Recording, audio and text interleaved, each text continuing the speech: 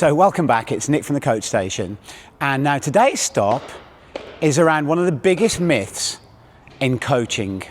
So let's see if we can bust that myth. Let's get into it. When we're creating that lob, finish your swing. Finish really high, up to the sky. Serve.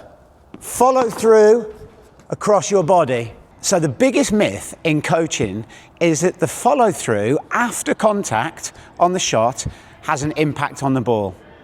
It doesn't. So the reality is that the ball is only on the racket face for a fraction of a second. It is literally just touching the racket face and it's gone.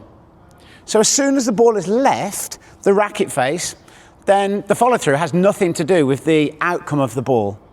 Now, I've taught thousands of coaches, firstly in tennis and now in Padel, over a 25-year period. And it's really common for coaches to think that the follow-through has an impact on the ball. So why do coaches teach it? Why do coaches teach a follow-through when it has no impact on the ball?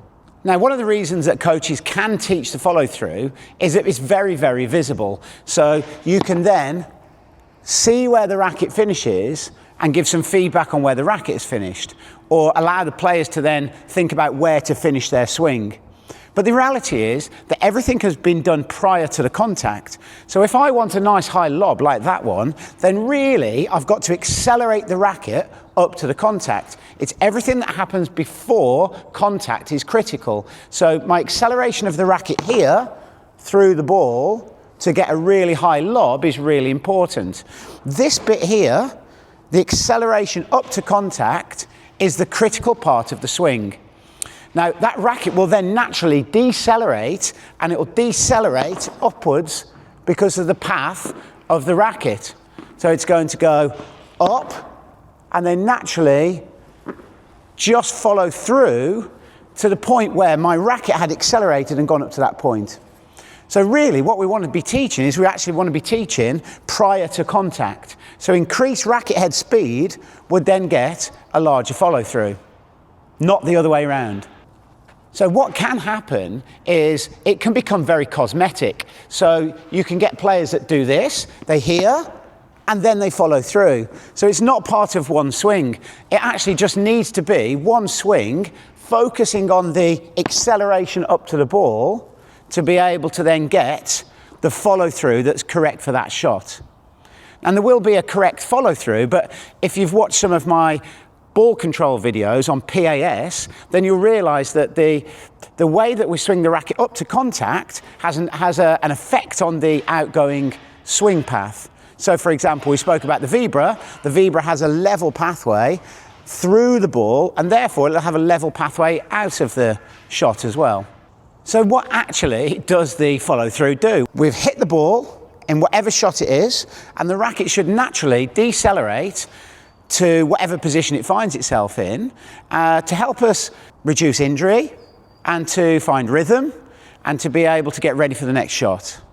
So what should we teach? Should we teach the follow through, or should we teach everything prior to contact? So my opinion is that most of the time, 90% of the time, just teach prior to contact. So teach the setup from a ready position, upper body turns, feet move, racket gets prepared, okay, in any of the shots. And then teach everything up to contact. And then the follow through will look after itself. As long as you have the acceleration or the correct swing path up to the ball based on your body position, the follow through will look after itself. But maybe, just maybe, for 10% of the time, teach the follow through, just as a reference point for players to understand maybe that will help them to accelerate and get their racket into whatever position they need to.